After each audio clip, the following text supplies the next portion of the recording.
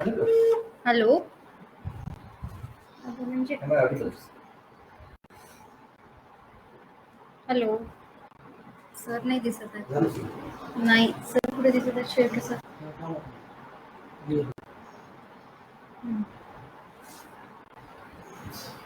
Hello. हा madam, सुरू करूया आपण आता. हो. तर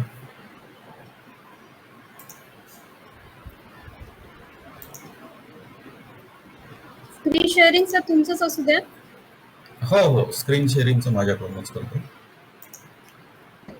तर सर्व दर्शकांना नमस्कार. आजचा आपला वेबिनारचा जो विषय आहे तो आहे महिला सक्षमीकरणाकरता कुटीर स्तरावरील मूल्यवर्धित दुग्ध पदार्थ निर्मिती तंत्रज्ञान. या कार्यक्रमामध्ये मार्गदर्शन करण्यासाठी डॉक्टर शीतल साहेबराव देवसरकर मॅडम, ज्या सहाय्यक प्राध्यापक आहेत दुग्धतंत्र महाविद्यालय वरुड येथे. हे महाविद्यालय महाराष्ट्र पशु व मत्स्य विज्ञान विद्यापीठ नागपूर यांच्याशी संलग्न असून पुसद येथील वरुड या गावामध्ये स्थित आहे. तर या कार्यक्रमामध्ये मी सर्व दर्शकांचं त्याचप्रमाणे देवसरकर मॅडमचं हार्दिक स्वागत करतो आणि सर्वप्रथम थोडी दिलगिरी व्यक्त करतो दर्शकांना की तांत्रिक अडचणी आपल्याला थोडासा उशीर होतोय, तरी पण मॅडम या कार्यक्रमात सामील झालेले आहे आणि आता आपण आपलं त्यांचं मार्गदर्शन ऐकूया. तर मॅडम, मी आपणास विनंती करतो की आपण आपलं मार्गदर्शन सुरू करावं आणि मला असं वाटतं मी डायरेक्ट स्क्रीन सुद्धा शेअर करतो. धन्यवाद सर.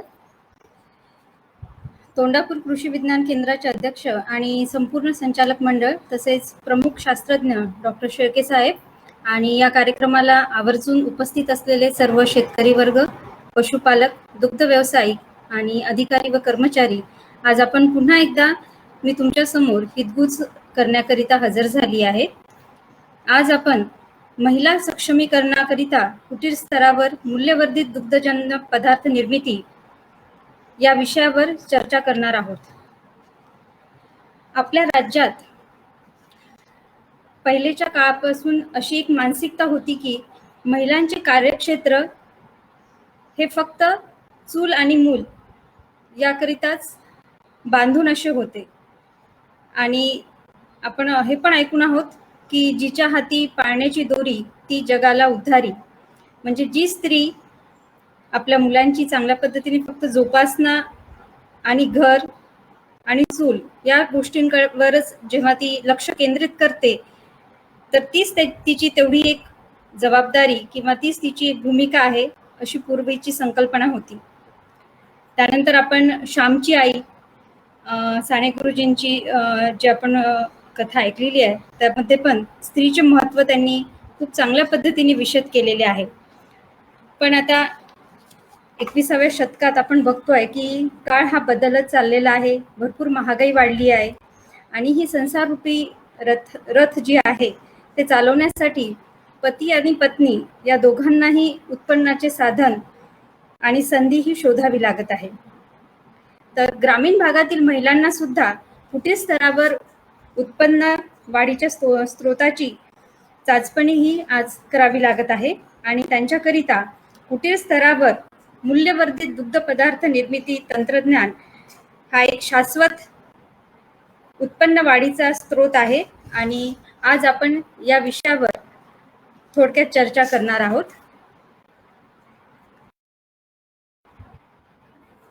महिला सक्षमीकरण म्हणजे दुर्बलता नष्ट करणारी, स्त्रीच्या शरीर, मानव आणि बुद्धिमत्तेमध्ये स्वत्वाची जाणीव करणारी व स्वतःबद्दल जागरूकता निर्माण करणारी आणि त्याच पद्धतीने स्वयं विकासासाठी प्रवृत्त करणारी एक संकल्पना होय. स्त्रीचे व्यक्तिमत्व विकसित करणे आणि त्यांना समान संधी देणे होय. महिलांना सक्षम करूनच आपण समाज आणि राष्ट्राला बलवान करू शकतो आणि त्यासाठी महिलांचा सहभाग, त्यांना संरक्षण, त्याचप्रमाणे त्यांची आर्थिक उन्नती आणि त्यांच्या क्षमतांचे संवर्धन या सर्वांसाठी अनुकूल वातावरण निर्मिती करणे ही आज काळाची गरज आहे. आज आपल्याला प्रत्येकाला माहिती आहे की ज्या देशातील स्त्रिया ह्या प्रगती करत आहेत त्याच देशाची प्रगती होत आहे. आज आपण अमेरिकेसारखे जे राष्ट्र आहे त्यामध्ये आपण बघतोय की स्त्री आणि पुरुष हे दोघेही कुठलीही त्या ठिकाणी भेदभाव नसून दोघंही त्या ठिकाणी प्रगतीपथावर चांगल्या पद्धतीने कार्य करत आहेत आणि त्यामुळे आज तो देश प्रगतिशील असं आपण म्हणतोय. आपल्या प्राचीन ग्रंथांमध्ये यत्र नार्यस्तु पूज्यते रम्मते तत्र देवता, म्हणजे ज्या ठिकाणी आपण माहिती आहे की स्त्रीची पूजा ज्या ठिकाणी होते तेथे देवाचे स्थान असते, अशा पद्धतीने स्त्रियांना मान देण्यात आलेला आहे. तर स्त्रीला मान देणे त्यासोबतच तिला दुर्बळ न मानता तिच्यामधल्या सत्वाची तिला जर जाणीव करून दिली, एक जागरूकता जर तिच्यामध्ये निर्माण केली, तर आज असे कुठले क्षेत्र नाही की ज्या ठिकाणी ती स्वतःचा ठसा जो आहे तो उमटवणार नाही. कारण तिच्यामध्ये देवानीच एक उपजत आपण म्हणू शकतो की अशी एक शक्ती दिलेली आहे की ती सर्व सहन करून तेवढ्याच उर्मीने एक नवीन कुठलीही संकल्पना किंवा नवीन गोष्ट, एखादं ध्येय ती अगदी चांगल्या पद्धतीने साध्य करू शकते. आपल्या भारतात एकूण लोकसंख्येच्या 50% ह्या स्त्रिया आहेत. तर बरेचदा आपण बघतोय, या फोटोग्राफ्स मध्ये तुम्हाला दिसेल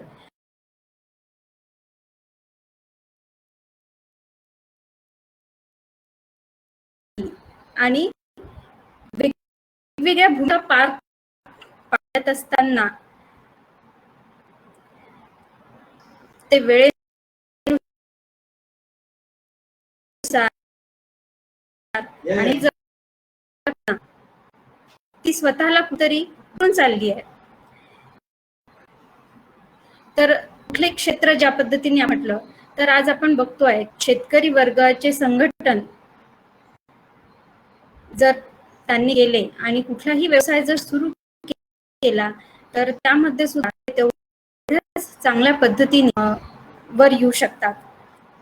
शासनाने विविध अशा योजना स्त्रियांसाठी चालू केलेल्या आहे आणि तिला जर तिच्या घरचा सपोर्ट, घरचा आधार ज्याला आपण म्हणतो, त्यानंतर जर आधार जर तिला मिळाला तर आर्थिक उन्नती करण्यासाठी तिला खूप असे मोठे जे पाठबळ तिला मागून पाहिजे आहे ते जर मिळाले तर ती निश्चितच कुठलंही जी प्रगती आहे ती अगदी खूप चांगल्या पद्धतीने साध्य करू शकते.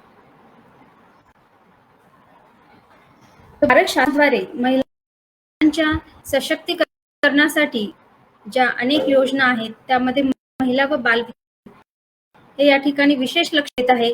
महिलांचे सबलीकरण हे कशा पद्धतीने येईल. बेटी बचाव बेटी पढाव, त्यानंतर महिला helpline Yojana, Ujjwala Yojana, support to training and employment programme, Mahila Shakti केंद्र, तर पंचायतीमध्ये महिलांसाठी आरक्षण, अशा विविध ठिकाणी महिला सशक्तीकरण योजना भारत सरकारद्वारे राबविण्यात येत आहे. सरकार तर त्यांच्या पद्धतीने विविध योजनांद्वारे महिलांना पुढे आणण्याचा प्रयत्न करत आहे, पण आजही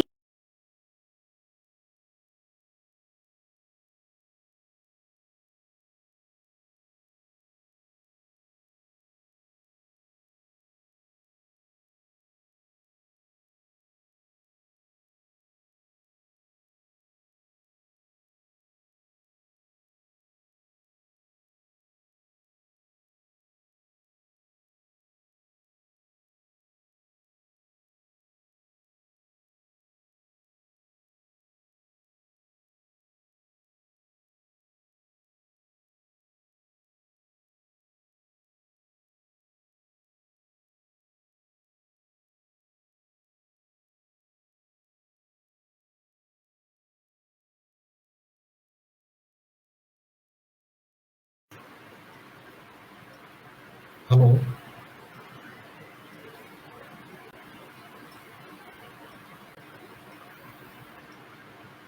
मला असं वाटतं मॅडम डिस्कनेक्ट झाल्यात, आपण थोडी वाट बघू.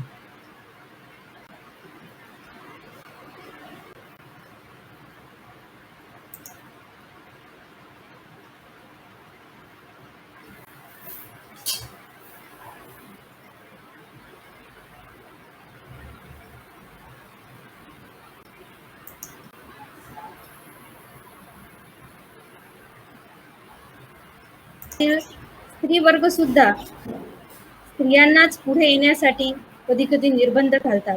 तर त्यामुळे ही दोघांचीही जबाबदारी आहे आणि सर्वप्रथम तिची स्वतःची मनाची तयारी की ती सुद्धा चांगल्या पद्धतीने कार्य करून पुढे आपलं स्वतःचं अस्तित्व निर्माण करू शकते, ही जी स्वतःची जबाबदारी आहे. स्वतः ही जर तिने भावना जर स्वतःमध्ये आणली तर आपले हे राष्ट्र नक्कीच विकसित व्हायला वेळ लागणार नाही. भारत एक कृषीप्रधान देश म्हणून ओळखला जातो आणि जवळपास 52% लोकसंख्या ही कृषी व कृषीपूरक व्यवसायावर अवलंबून आहे. तर शेतीपूरक जो व्यवसाय आपण म्हणतो तर त्यामध्ये दुग्ध व्यवसाय हा एक परंपरागत चालत आलेला महत्वाचा व्यवसाय आहे. तर प्रत्येक शेतकऱ्यांजवळ गाई आणि म्हशी ह्या शक्यतो 2 किंवा 2च्या वर अशा ह्या असतातच. तर दुग्ध व्यवसायासाठी जर संकरित गाई, गावठी दुधाळ गाई किंवा दुधाळ म्हशी ह्या जर असतील तर आपण आधुनिक तंत्राने आणि थोडासा व्यापारिक दृष्टिकोन जर आणला तर शेतीसोबतच निश्चितपणे एक शाश्वत धंदा आपण आर्थिकदृष्ट्या त्या ठिकाणी चालू करू शकतो. फक्त थोडासा बदल करायची गरज आहे की कुठले जनावर आपण त्या ठिकाणी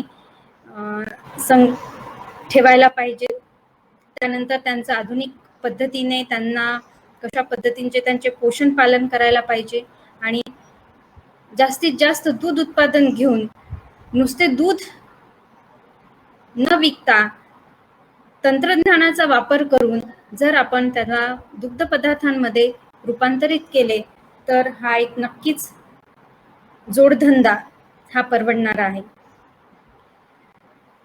श्वेत क्रांतीचे जनक ज्याला आपण म्हणतो डॉक्टर वर्गीस कुरियन यांच्या संकल्पनेतून आपल्याला माहिती आहे की दुग्ध महापूर योजना ही त्यांनी राबवली आणि त्यामुळेच आज आपला देश दुग्ध उत्पादनात स्वयंपूर्ण झाला आहे आणि सगळ्यात जास्त उत्पादन आपल्या भारतामध्ये या दुग्धाचे होत आहे. पण एवढे दूध उत्पादित होत असून सुद्धा दूध हा नाशवंत असल्या कारणाने ते दूध काही प्रमाणात दुधाच्या रूपात वापरण्यात येतात आणि त्यानंतर त्याला काही प्रक्रिया देणे आवश्यक आहे. जर आपण नाही आणि किंवा त्याला सुस्थितीत जर आपण त्याला ठेवलं नाही तर इतकं उत्पादित झालेलं दूध सुद्धा नाशवंत लवकरच होऊ शकते आणि त्यामुळे दुग्ध प्रक्रिया हा एक महत्वाचा या ठिकाणी आपण म्हणू की महत्वाची एक प्रक्रिया आहे की जी दुधाला देणं फार आवश्यक आहे. तर त्याची टिकवण क्षमता जी आपण म्हणतोय की ती फार कमी आहे. तर हे जे उत्पादित होणारे जे दूध आहे त्याला विविध पदार्थांमध्ये रूपांतरित करणे यासाठी मूल्यवर्धित दुग्धजन्य पदार्थ निर्मिती ही एक प्रामुख्याने किंवा प्रकर्षाने आपल्याला आपण ऐकलेला एक व्यवसाय आपण म्हणू शकतो. जसं आपल्याला माहिती आहे की दुधाचा वापर हा प्रामुख्याने कुठल्याही प्रांतामध्ये गेलो तरी विविध दुग्धजन्य पदार्थ जसे खवा, पनीर, पेढा, तूप, खवा, छन्ना इत्यादी पदार्थांमध्ये याचे रूपांतरित करण्यात येते. आणि आजकाल थोडासा आपण बदल यामध्ये जाणवतोय. थोडंसं पाश्चिमात्य संस्कृती थोडीशी, त्यामुळे आपल्याला थोडंसं बटर, चीज, आईस्क्रीम इत्यादी पदार्थांचे जे प्रमाण आहे ते आजकाल वाढत चालले आहे. आणि मूल्यवर्धित दुग्ध उत्पादन हा व्यवसायाला एक चालना देणारा एक उद्योग आहे. तर भारत हा एक दुग्ध उत्पादनात अग्रेसर असून जवळपास 194.8 दशलक्ष टन एवढे उत्पादन 2020 मधले आहेत. तर एकूण उत्पादनाच्या 54% जे दूध आहे हे दुग्धजन्य पदार्थ तयार करण्याकरिता वापरतात आणि उर्वरित 46% दूध हे द्रव्य रूपात त्याची विक्री होते. तर हे जे दूध आहे ज्याचे रूपांतर करण्यात येते त्याचा वापर कशा पद्धतीने होतो ते आपण बघूयात. तर दूध 46%, त्यापासून जो खवा बनवण्यात येतो तो 6.5%, तूप 27%, दूध भुकटी ज्याला आपण मिल्क पावडर म्हणतो 3.5%, बटर 6.5%, पनीर 2%, दही 7% आणि आईस्क्रीम 1%. तर या ठिकाणी आपल्या असं लक्षात येईल की ज्या 54% दुधाचं दुग्धजन्य पदार्थामध्ये रूपांतर करण्यात येत आहे तर त्यामध्ये तुपात सर्वात जास्त म्हणजे 27% दूध हे जे आहे ते तूप तयार करण्याकरिता, आणि त्यानंतर दही, खवा, बटर या पदार्थांमध्ये त्याचे रूपांतर मोठ्या प्रमाणात करण्यात येते. त्यानंतर पनीर, दूध पावडर आणि आईस्क्रीम हे त्याच्या खालोखाल येणारे आहेत. तर अशा पद्धतीने वेगवेगळ्या पद्धतीने हे जे उत्पादित दुधाचा प्रकार आहे त्यामध्ये दुधाला विभागणी करण्यात येते.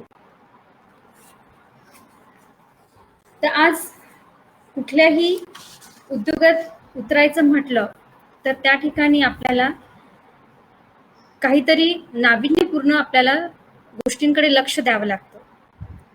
त्यावरच उद्योगाची वाढ ही विसंबून असते. तर मूल्यवर्धित दुग्ध पदार्थ हा आपल्याला दुपटीहून अधिक नफा देणारा आहे. नुसतं आपण दूध जर विक्री करतो म्हटलं तर त्या ठिकाणी फक्त 4 ते 5% एवढा नफा आहे. पण त्या ठिकाणी त्याचे रूपांतर जर आपण मूल्यवर्धित दुग्ध पदार्थामध्ये केले तर त्या ठिकाणी आपल्याला 12 ते 18% एवढा नफा आपल्याला मिळू शकतो. तर मूल्यवर्धन म्हणजे काय? तर पदार्थाच्या भौतिक स्वरूपात बदल करून त्याचे मूल्य वाढवणे किंवा पदार्थाच्या मूल्यात वाढ होईल अशा पद्धतीने पदार्थाचे उत्पादन घेणे म्हणजे मूल्यवर्धन करणे होय. तर काही विशिष्ट अनुकूल पद्धतीने आपल्याला त्यात बदल करावे लागतील की जेणेकरून जे प्रतिस्पर्धी आहेत त्यांच्यापेक्षा तुमचा जो पदार्थ आहे तो कसा वेगळा आहे आणि तो ग्राहकांना कसा आवडेल अशा पद्धतीने ग्राहकांची पसंती काय आहे त्यानुसार तुम्हाला पदार्थांच्या गुणधर्मामध्ये बदल करावे लागतील आणि एक मौल्यवान, ज्याला मूल्यवर्धन आपण ज्याला म्हणतो की मौल्यवान ग्राहकांच्या दृष्टिकोनातून त्याचे मूल्य वाढवून त्यांना तो पदार्थ त्यांच्यापर्यंत सुस्थितीत पोहोचवणे म्हणजे मूल्यवर्धन करणे होय. तर ह्या दुधाचे वेगवेगळ्या पद्धतीने मूल्यवर्धन करण्यात येतात, जसं दुधावर प्रक्रिया करून. तर दूध जे आहे हे नाशिवंत असं आपण म्हटलेलं आहे. दूध काढल्यानंतर ते 5 ते 6 तास नंतर आपल्याला जाणवेल की त्याला जर आपण गरम केले नाही तर ते दूध नाश पावते किंवा ते दूध खराब होते. तर त्यामुळे त्या दुधाला प्रक्रिया जशी पाश्चरीकरण, होमोजिनायझेशन, स्टरलायझेशन अशा विविध प्रक्रिया देऊन त्या पद्धतीने त्या दुधाचे रूपांतर म्हणजे आज आपण जे पाऊचमध्ये मिल्क आपण बघतो किंवा बॉटल्समध्ये पॅक जे आपण दूध बघतो तर त्या ठिकाणी लिहून असतं पाश्चराइज्ड, स्टरलाइज्ड मिल्क. तर असे दुधामध्ये त्याला आपण रूपांतरित केलं तर त्या दुधाची टिकवण क्षमता त्या ठिकाणी वाढलेली आपल्याला दिसेल. त्यानंतर या दुधापासून विविध दुग्ध पदार्थ तयार करून जसे पारंपरिक किंवा पाश्चिमात्य दुग्ध पदार्थ. तर पारंपरिक दुग्ध पदार्थांची मागणी ही आज आपण बघू की खूप मोठ्या प्रमाणात आहे. ज्यामध्ये आपण बघतो की खवा, पेढा, गुलाबजामुन्स, त्यानंतर दही, पनीर. तर ह्या पदार्थांची मागणी जी आहे ती जास्त आहे. आज कुठलाही सणवार असू द्या किंवा एखादी चांगली बातमी म्हणा किंवा ज्याला आपण म्हणतो की एखादं आनंदाचा प्रसंग जर आपल्या घरामध्ये असेल तर अशा वेळेस मिष्टान्न म्हणून आपण दुग्ध पदार्थ म्हणजे मुख्यतः पेढा हा आपल्याकडे आणण्यात येतो आणि त्याची जी डिमांड आहे ती खूप मोठ्या प्रमाणात आहे. पण पारंपरिकरित्या हे तयार होणारे दुग्ध पदार्थ जर आपण बघितले तर ह्याचं उत्पादन हे हलवाईवाले करतात. तर हलवाईवाले ज्यावेळेस हे पदार्थ बनवत आहेत तर त्या ठिकाणी आपण बघितलं की त्याची जी गुणवत्ता आहे तर ती गुणवत्ता कुठल्याही पद्धतीने त्याचे मूल्यमापन होत नाही. सगळ्यांना अगदी माहिती आहे की ते तयार करत असताना तिथले वातावरण, जो व्यक्ती त्या ठिकाणी तयार करतो आहे, जी हायजेनिक कंडिशन ज्याला आपण म्हणतो ती कितपत त्या ठिकाणी मेंटेन होते. तरी सुद्धा आपल्याला पर्याय नसतो की त्या मिठाईवाल्यांजवळूनच आपण हे पदार्थ घेऊन येतो. पण त्यांच्याऐवजी जर आपण चांगल्या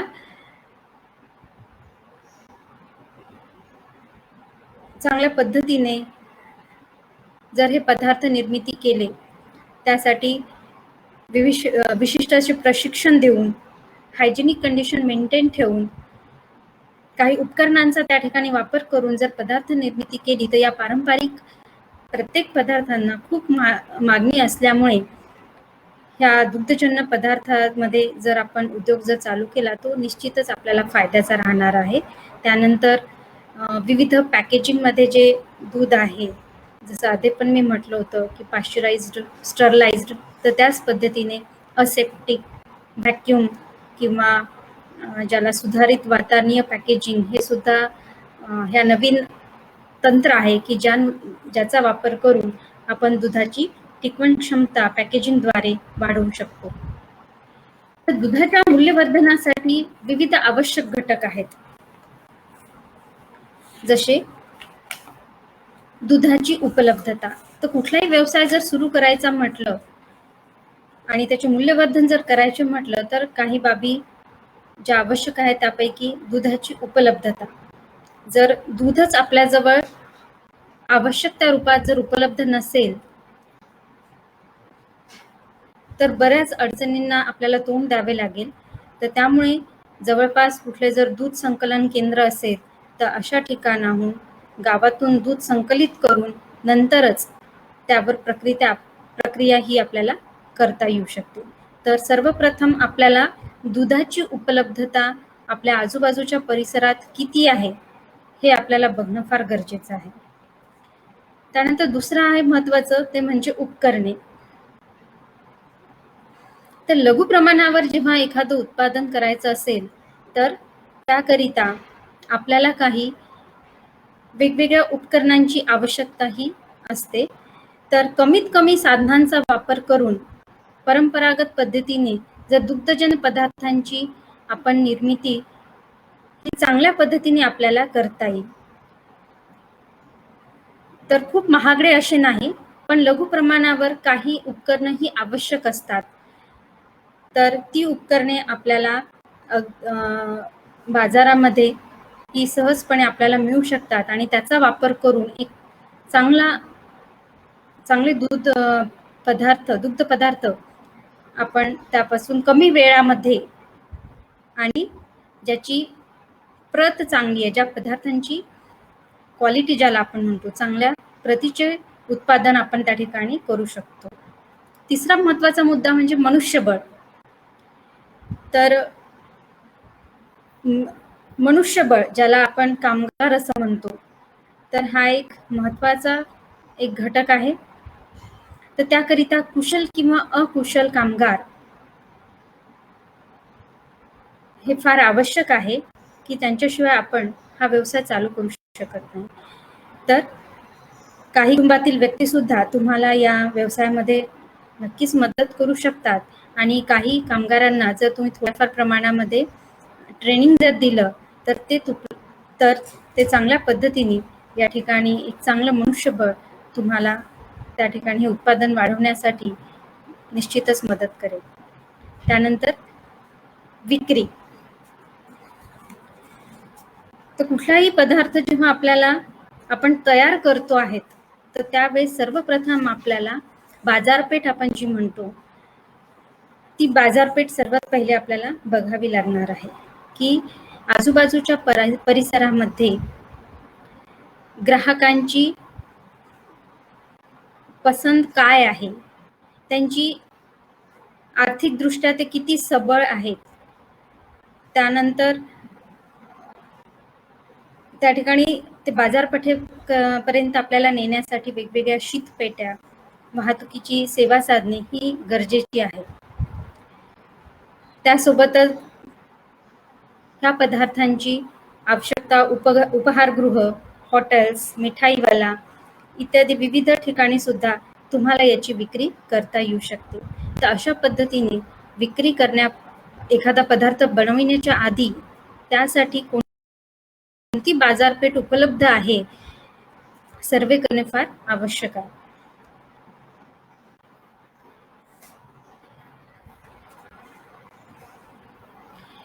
तर ही मूल्यवर्धित दुग्ध पदार्थ लघु दूध प्रक्रिया केंद्रात बनविण्यासाठी अत्यंत सोपे व कमीत कमी खर्चात आपल्याला तयार करता येतं आणि त्याकरिता मुख्यतः ही पारंपरिक दुग्धजन्य पदार्थ की ज्याची आज बाजारपेठेमध्ये खूप मागणी आहे. तर त्यासाठी आपण बघूयात की किती दूध त्यासाठी आपल्याला लागत आहे.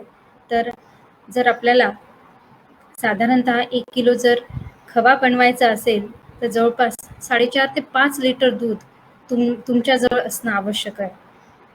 त्याचनुसार जर आपल्याला पनीर बनवायचे असेल तर 1 किलोसाठी जवळपास 5 लिटर दूध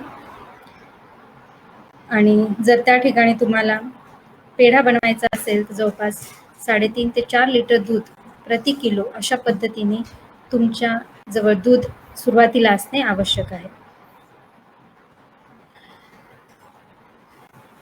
दुग्ध पदार्थांचे वर्गीकरण. तर दुधाला आपल्याला जर वेगवेगळ्या पदार्थांमध्ये रूपांतरित करायचे आहे तर त्याला वेगवेगळ्या प्रक्रिया ह्या द्याव्या लागणार आहेत. जसं दूध आटवून तयार केलेले पदार्थ ज्यामध्ये आपल्याला म्हणता येईल खवा, पेढा, बासुंदी, खीर, रबडी इत्यादी. त्यानंतर दूध आंबवून त्यामध्ये येईल दही, लस्सी, दह्यापासून चक्का, नंतर श्रीखंड, आम्रखंड. तिसरा जे वर्गीकरण आहे ते आहे दूध साकळून केलेले पदार्थ ज्यामध्ये छन्ना, पनीर, रसगुल्ला, रसमलाई आणि गोठवून तयार केलेल्यामध्ये येईल कुल्फी, आईस्क्रीम आणि ज्यामध्ये धृतांश म्हणजे ज्याला आपण म्हणतो फॅट जास्त असलेले असे म्हणजे लोणी आणि तूप. तर अशा पद्धतीने या दुग्ध पदार्थांचं वर्गीकरण आपल्याला करता येईल. तर सर्वप्रथम बाजारपेठेत म्हणा ज्याची सर्वाधिक मागणी आहे आज आपल्या भारतामध्ये तो म्हणजे दही.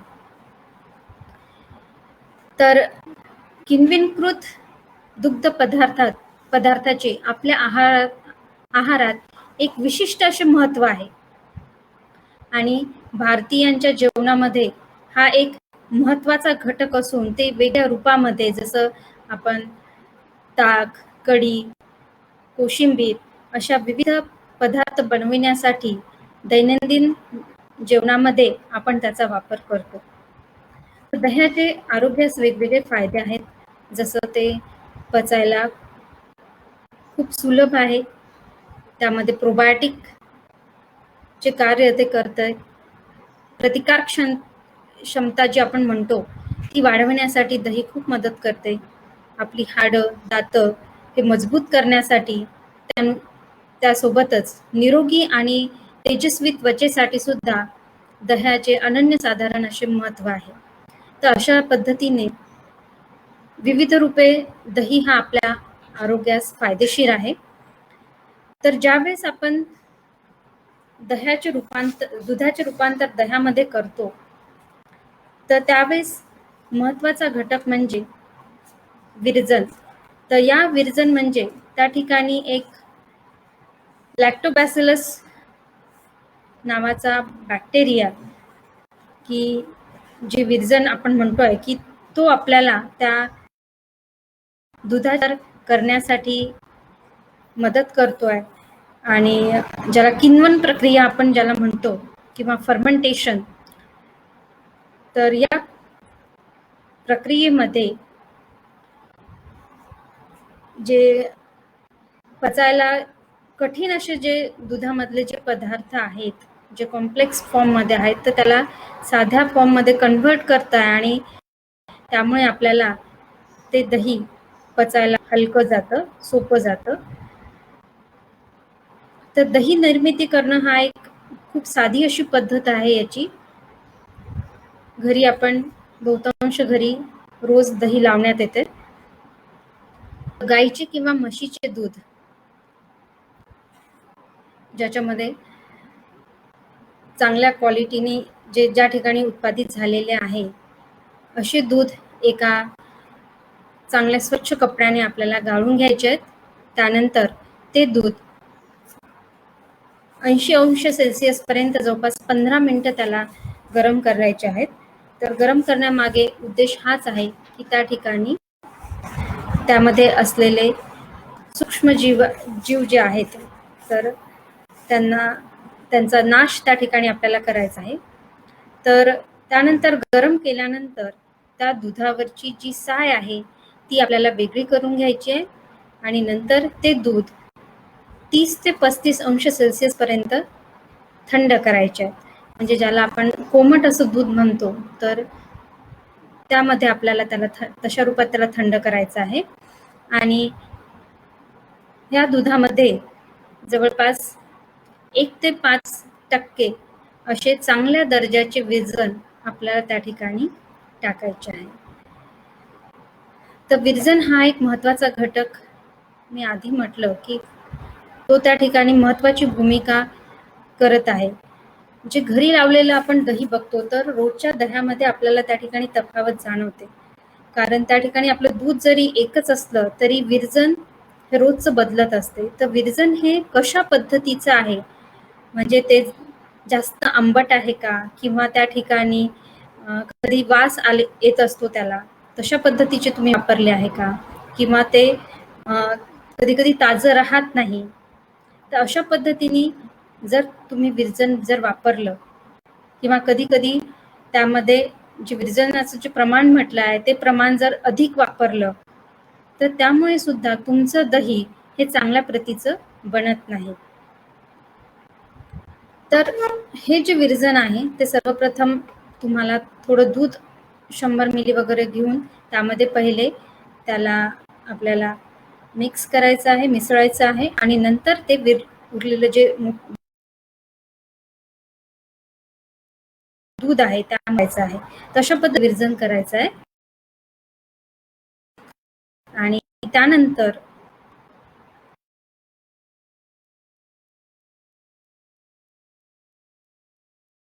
ते दूध तुम्हाला 10 तास तुम्हाला ते ठेवायचं आहे. तर त्यानंतर तुम्हाला 8-10 तासांनी असं दिसेल की त्या दुधाचं रूपांतर हे दह्यामध्ये झालेलं आहे. तर तुम्ही कशा पद्धती होता हे जर महत्वाचं आहे, त्यासोबतच ते दही लावत आहात ते पण महत्वाचे आहे. जसं आपण शक्यतो बघतो की ग्रामीण भागामध्ये जे दहीवाले येतात, तर ते एका मोठ्या पातेल्यात म्हणा किंवा जे मोठं एक त्यांचं जे भांडं असतं त्यामध्ये एकाच ठिकाणी दुधाला विरजन लावतात. आणि जे मार्केटमध्ये त्यावेळेस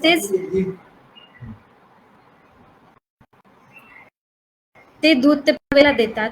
तर प्रत्येक वेळेस त्या दह्याला ते फोडून प्रत्येक वेळेस देत राहतात. म्हणजे प्रत्येक ठिकाणी त्या ठिकाणी 100 ml 200 अशा पद्धतीने वेगवेगळं दही नसतं. प्रत्येक वेळेस त्या दह्याला ते फोडत असतात. तर आपल्याला जाणवेल की ते दूध दही जे आहे ते त्या ठिकाणी घट्ट असे राही आणि खूप सारे त्याच्या जर भांड्यात बघितलं आपण तर पाण्याच्या रूपामध्ये त्या ठिकाणी जो वे आपण त्या प्रमाणामध्ये त्या ठिकाणी तुम्हाला ते दही दिसेल. आणि कोणी गिराईक जर आपण म्हटलं कोणी पण अशी दही हे त्यांना पाहिजे असते तर आपल्याला काही प्रमाणामध्ये त्या ठिकाणी आपल्याला स्वतःचे नुकसान झालेले जाणवते. तर त्याऐवजी जर तेच दही 100 ml 200 ml अशा कपाच्या रूपामध्ये जर आपण त्याला सुरुवातीलाच विरजण टाकल्यानंतर जर त्याला आंबवण्यासाठी जर ठेवले तर ते दही त्याची जर क्वालिटी आपण बघितली तर खूप चांगली राहते आणि त्या ठिकाणी आपल्याला कुठल्याही पद्धतीचे नुकसान हे होणार नाही. त्याच पद्धतीने जर आपण बघितलं की मातीच्या भांड्यात जर आपण दही लावले तर ते सच्छिद्र असं असल्यामुळे पाणी त्याच्यातलं झिरपते आणि त्यामुळे ते दूध जे आहे एकदम असं घट रूपात ते रूपांतरित झालेलं दिसेल. तर अशा पद्धतीने कुठल्या भांड्यामध्ये तुम्ही ते लावत आहेत त्याच्यावर त्याची क्वालिटी ही खूप विसंबून असते. तर एकदाच खूप मोठ्या प्रमाणात एकाच भांड्यात न लावता ते छोट्या छोट्या याच्यामध्ये जर आपण कंटेनर्स मध्ये जर आपण लावले तर ते निश्चित आपल्याला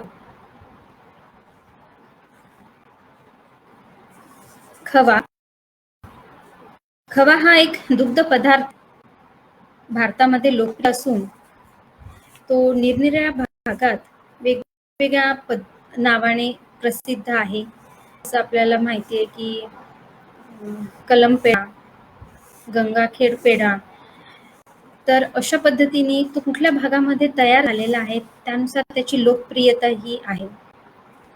तर आपल्या देशामध्ये उत्पादित होणाऱ्या दुधापैकी 7% दुधाचे हे खव्यामध्ये रूपांतर होते.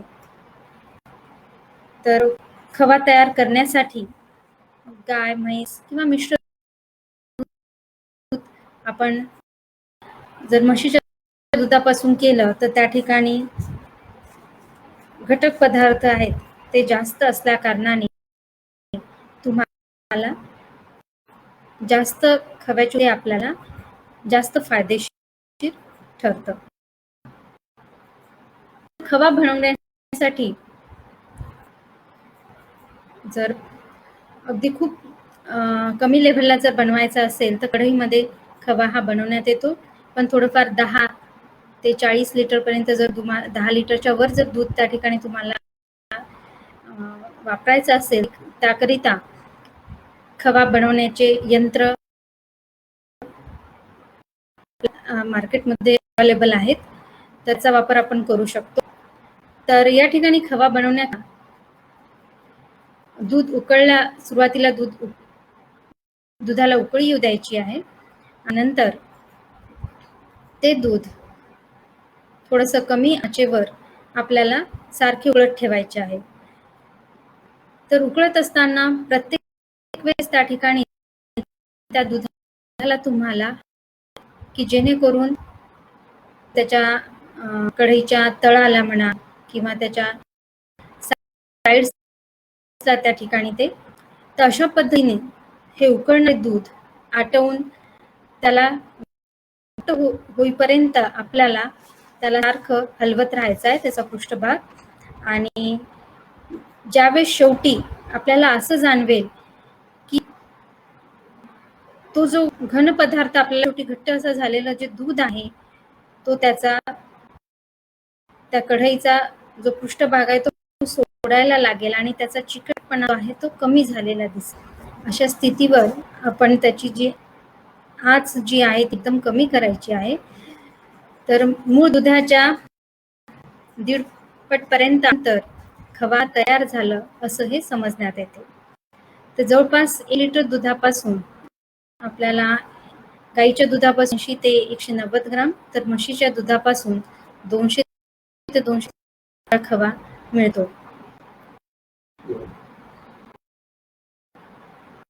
तर जर आपण बघितलं तर टिकवून ठेवू शकतो आणि त्याचे रूपांतर जर विविध केले बर्फी, कलाकंद, गुलाबजाम ठिकाणी त्याची टिकवण क्षमता ही अजून वाढते. म्हणजे जे दूध 5-6 तासामध्ये खराब होत होतं, त्या दुधा जेव्हा आपण खव्यात रूपांतरित करत आहोत, पण क्षमता आपण चांगल्या पद्धतीने या ठिकाणी वाढवू शकतो.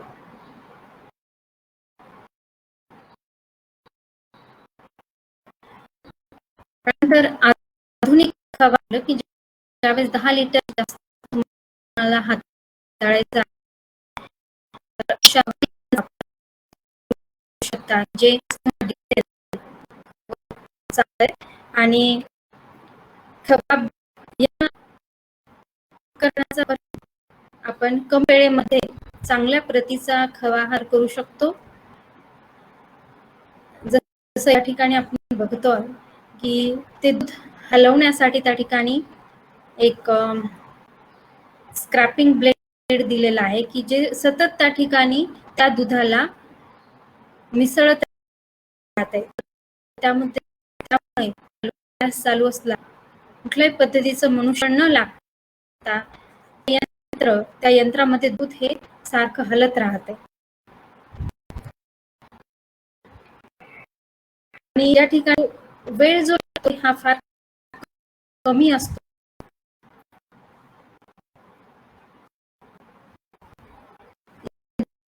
एक भांडे आपल्याला दिसत आहे की ज्याला 5 HP लावलेली आहे आणि त्यानुसार ते गोल फिरत आहे.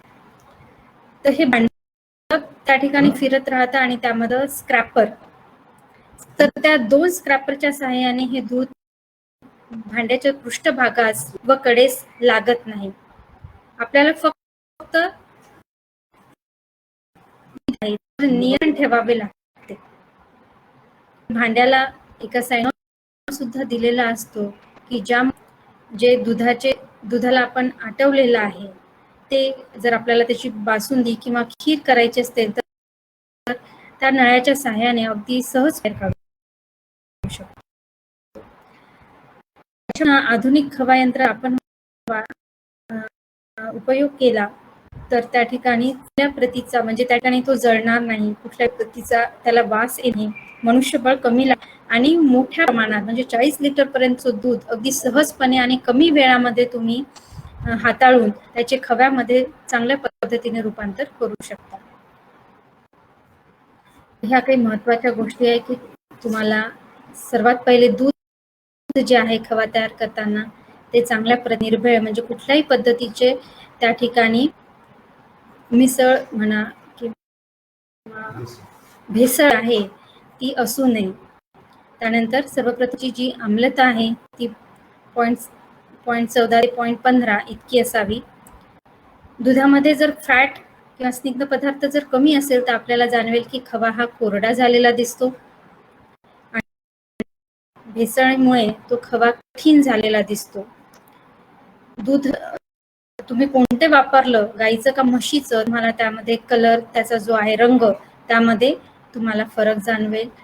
त्याचं जे बॉडी टेक्स्चर ज्याला म्हणतो आपण की तो मऊ आहे, मृदू आहे किंवा थोडासा तो कठीण आहे. तर त्याच्या दुधापासून थोडासा किंचित कठीण आणि थोडासा खारट, फिक्कट पिवळा असा दिसतो आपल्याला. तशीचा पांढरट, मृदू, मुलायम आणि थोडासा गोड, किंचित गोड असा आपल्याला खवा मिळतो. तर खव्याची टिकवण क्षमता जर वाढवायची असेल तर आपण त्या ठिकाणी विविध म्हणजे पॅकेजिंग आपण जे म्हणतो तर त्याचा जर वापर चांगल्या पद्धतीने केला तर तो निश्चितच आपल्याला जास्त दिवस टिकवता येते.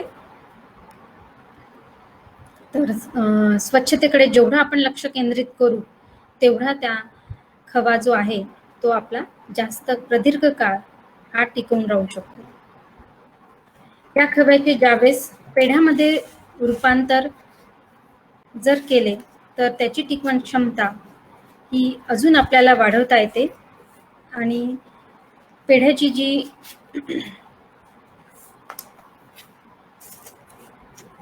बाजारामध्ये असलेली जी डिमांड आहे ती पण दिवसेंदिवस वाढतच चाललेली आहे.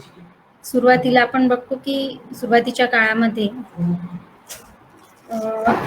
जर कुठलाही चांगला शुभ प्रसंगी गुळाचा खड्याचा वापर करायचे. तसंच आज आपण बघितलं तर कुठेही पण पेढ्याची प्रसादासाठी म्हणा किंवा इतर कुठल्याही शुभप्रसंगी आपल्याला पेढ्याचं जी मागणी आहे ती खूप मोठ्या प्रमाणात वाढलेली दिसते. पेढा सुद्धा आपण अगदी साध्या पद्धतीने खव्यापासून बनवू शकतो. त्यासाठी विशिष्ट असे काही ट्रेनिंग म्हणा किंवा खूप असं स्किल लागते असं नाहीये. तर पेढा बनवण्यासाठी विशेषतः जर आपण म्हशीचं बनवलं तर चांगल्या पद्धतीचा पेढा आपल्याला मिळू शकतो.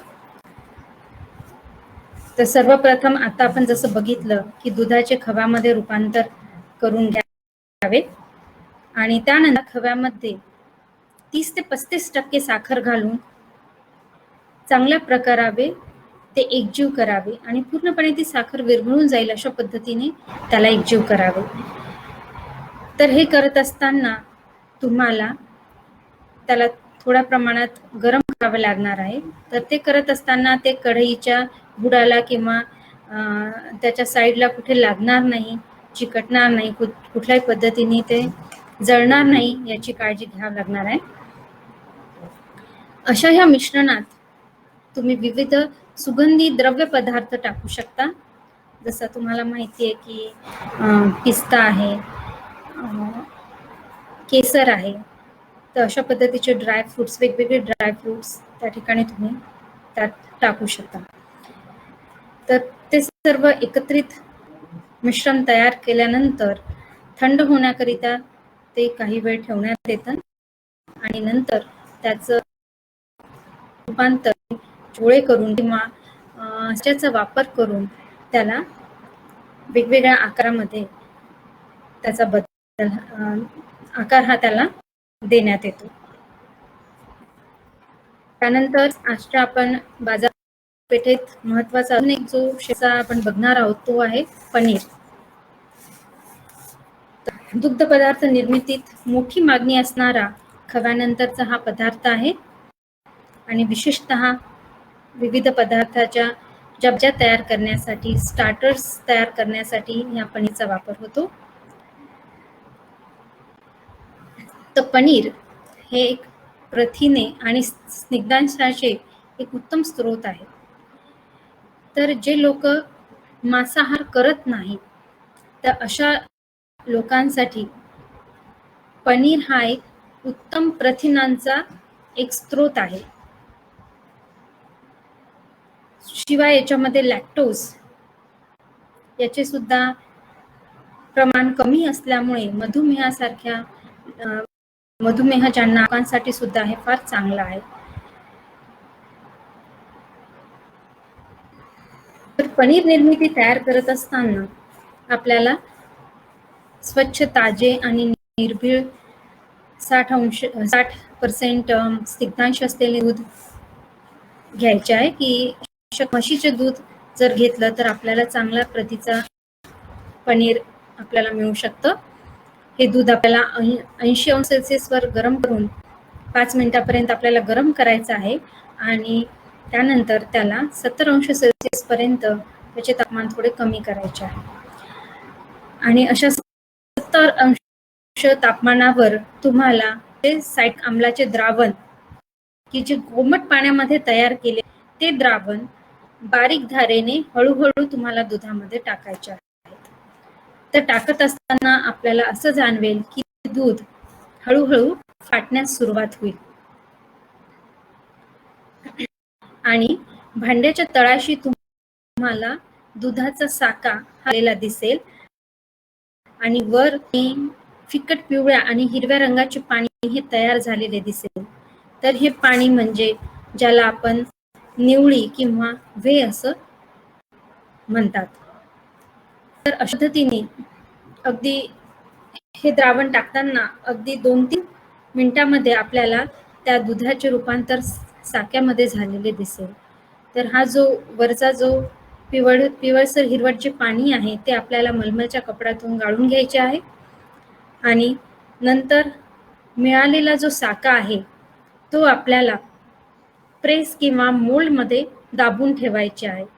तर आता बरेचदा आता प्रेस किंवा मोल्ड ह्या गोष्टी थोडंसं ज्यावेळेस मोठ्या प्रमाणात आपण करतोय तर त्यावेळेस आवश्यक आहे, पण घरगुती पद्धतीने जातं म्हणा किंवा ज्याला खलबत्ता असं म्हणतो की जड अशा ज्या वस्तू असतात ते त्यावर ठेवण्यात येतात आणि अशा पद्धतीने प्रेस करून त्यातील जे पाणी आहे ते त्या ठिकाणी काढण्यात येते. तर ज्यावेळेस तुम्ही त्याला एखादा दाब देत आहात तर ते पाणी निघून जात आहे, म्हणजे तुमचा जो पनीर आहे त्यातील पाणी निघून जात आहे, म्हणून त्यामुळे ते पनीर तुम्ही अजून चांगल्या पद्धतीने जास्त दिवस टिकवून ठेवू शकता. आणि हे पनीर दाब दिल्यानंतर तुम्हाला थंड पाण्याला 2-3 तास त्याला बुडवून ठेवायचे आहे. तर हे फ्रीज मधलं जे थंड पाणी आपण म्हणतो 5 डिग्री ते 10 डिग्री सेल्सिअस अंशाचं, तर त्याला बुडवून ठेवल्यामुळे आपल्याला माहिती आहे की आपण ज्या भाज्यांमध्ये त्याला वापरतो त्या ठिकाणी त्याकार हा तुटत नाही. ज्या चौकोनी आकारामध्ये आपण त्याला कापतो तर त्यामध्ये ते तसंच राहते, ज्याला आपण किती शिजवलं तरी. तर ही एक महत्वाचा त्या ठिकाणी प्रक्रिया आहे की त्याला तुम्हाला थंड पाण्यात 2-3 तास तुम्हाला ठेवायचा आहे, की ज्याच्यामुळे त्याचा हा टिकून राहतो. आणि त्या पाण्यामध्ये तुम्ही थोडंसं मीठ सुद्धा टाकू शकता, ज्यामुळे ते जास्त चांगले दिवस त्या ठिकाणी तुम्हाला त्याला टिकून ठेवता येईल. तर म्हशीचं दूध जर आपण वापरलं तर चांगल्या प्रतीचं आणि जास्त आपल्याला पनीर भेटणार आहे. तर 1 लिटर पासून 200 ते 220 ग्राम, तेच गाईच्या दुधापासून 160 ते 180 ग्राम. तर गाईपासूनचं जे आहे ते थोडंसं कठीण असं राहील, तर गाईपासूनचं जे राहील ते मृदू राहील, पण म्हशीपासून चांगल्या हार्ड क्वालिटीचं असं भेट.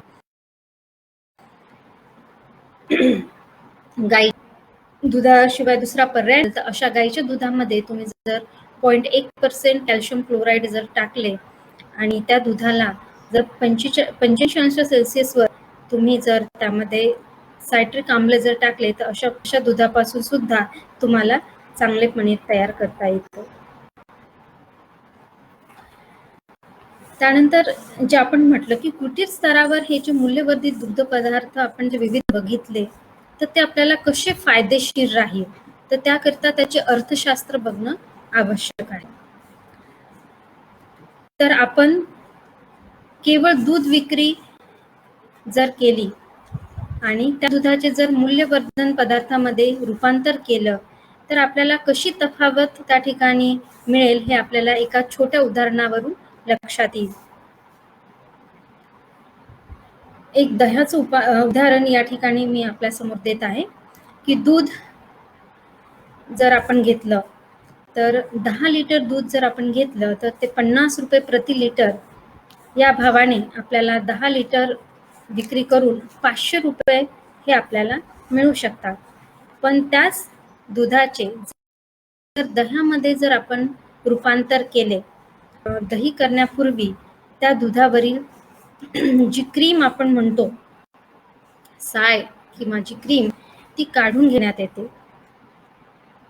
तर 10 लिटर पासून जवळपास आपल्याला 500 ग्राम ही क्रीम मिळणार आहे. तर ह्या 10 लिटर दुधापासून दही जे आहे ते जवळपास 9.5 लिटर एवढं दही तयार होतं.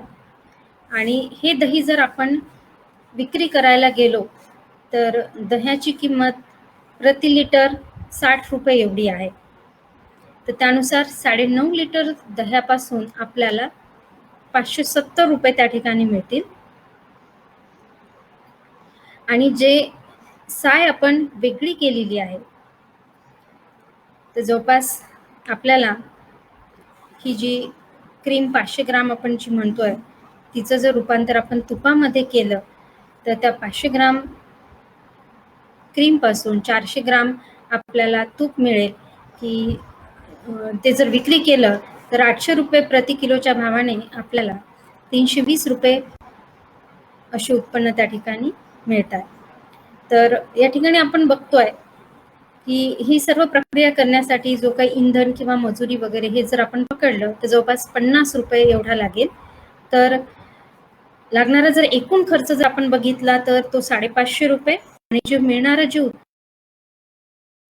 आहे म्हणजे त्या ठिकाणी आणि जे तूप आपण केलाय तर त्यापासून आपल्याला जे उत्पन्न आहे ते 890 रुपये. निव्वळ नफा आपण ज्याला म्हणतो उत्पन्न ते आपल्याला 340 रुपये. तर अशा पद्धतीने दूध नुसतं विक्री न करता त्याचे रूपांतर जर अशा विविध पद्धतींमध्ये निश्चितच दृष्ट्या आपल्याला सबल करण्यासाठी खूप महत्वाचे आहे.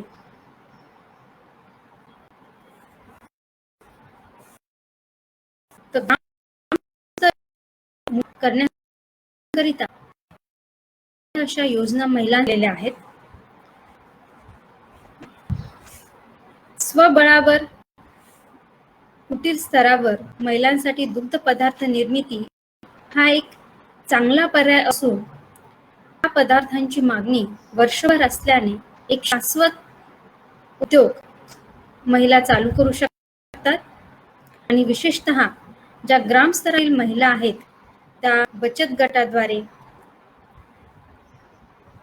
याची सुरुवात करू शकतात आणि कुटीर उद्योगास प्रोत्साहनाकरिता शासन सर्वतोपरी प्रयत्न करीत आहेत आणि अगदी त्याच दरात वित्त पुरवठा सुद्धा उपलब्ध करून देण्यात. तर सर्व खेड्यापाड्यात जे काही महिला बचत गट आहे त्यांना हे एक शाश्वत असे उत्पन्नाचा म्हणून मूल्यवर्धित पदार्थ निर्मिती तंत्रज्ञानास खूप असा आकाश एवढा वाव आहे. केंद्र शासनाच्या राष्ट्रीय दुग्ध व्यवसाय प्रकल्पाच्या माध्यमातून दुधावरील दूध दोहन मशीन, दुग्ध प्रक्रियेतील लागणाऱ्या यंत्रसामुग्री जसं खवा मशीन, पनीर प्रेस आहे, शीतलीकरण यंत्र, क्रीम सेपरेटर मशीन, पॉश्चरायझर ह्या अगदी कमी खरेदी करण्याकरिता अनुदानाकरिता महिला बचत गटांना प्राधान्य देत आहे. तर त्यामुळे ग्रामीण स्तरावर सरकार खूप चांगल्या पद्धतीने मदत करत आहेत. फक्त गरज आहे की महिलांना या सर्व गोष्टींची जाणीव करून देणं आणि त्यांना स्वबळावर आर्थिक व्यवसाय करण्यासाठी प्रोत्साहित करणं. धन्यवाद.